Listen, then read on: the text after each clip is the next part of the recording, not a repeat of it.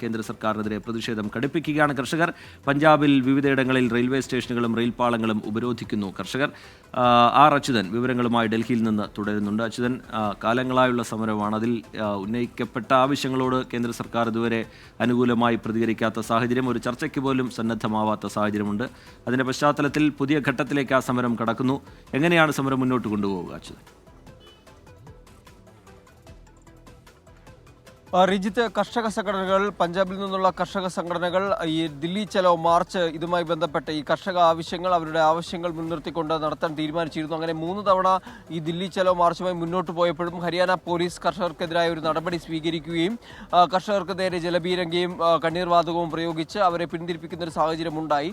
പക്ഷേ ആ സമരത്തിൽ നിന്ന് പിന്മാറാൻ തയ്യാറായിരുന്നില്ല. തുടർന്നാണ് ഈ പ്രതിഷേധ പ്രകടനങ്ങളിൽ ഒരു മാറ്റം കർഷകർ കൊണ്ടുവന്നത്. ആദ്യം ഈ തിങ്കളാഴ്ച ഒരു ട്രാക്ടർ മാർച്ച് സംഘടിപ്പിച്ചിരുന്നു. അതിനുശേഷം ഇന്ന് പഞ്ചാബിനകത്ത് ട്രെയിൻ തടയൽ സമരവുമായാണ് മുന്നോട്ട് പോകുന്നത്. ഇന്ന് 12 മണി മുതൽ 3 മണി വരെയാണ് കർഷകരുടെ ട്രെയിൻ തടയൽ സമരം പഞ്ചാബിൽ നടക്കുന്നത്. വിവിധ ഇടങ്ങളിലെ റെയിൽവേ സ്റ്റേഷനുകളും അതുപോലെ തന്നെ റെയിൽവേ പാളങ്ങളും കർഷകർ ഉപരോധിക്കും. അവരുടെ ആവശ്യമെന്നുള്ളത് മിനിമം താങ്ങുവില ഏർപ്പെടുത്തുക, കാർഷിക കടങ്ങൾ എഴുതിത്തള്ളുക തുടങ്ങിയ നിരവധി ആവശ്യങ്ങൾ. അതിൽ കേന്ദ്ര സർക്കാർ നൽകിയ വാഗ്ദാനം ഇതുവരെയും പാലിച്ചിട്ടില്ല എന്നുള്ള കാര്യമാണ്. മാത്രമല്ല, ഈ പ്രശ്നപരിഹാരത്തിന് ഒരു ഉന്നത അധികാര സമിതി ഏർപ്പെടുത്തിയിരുന്നു.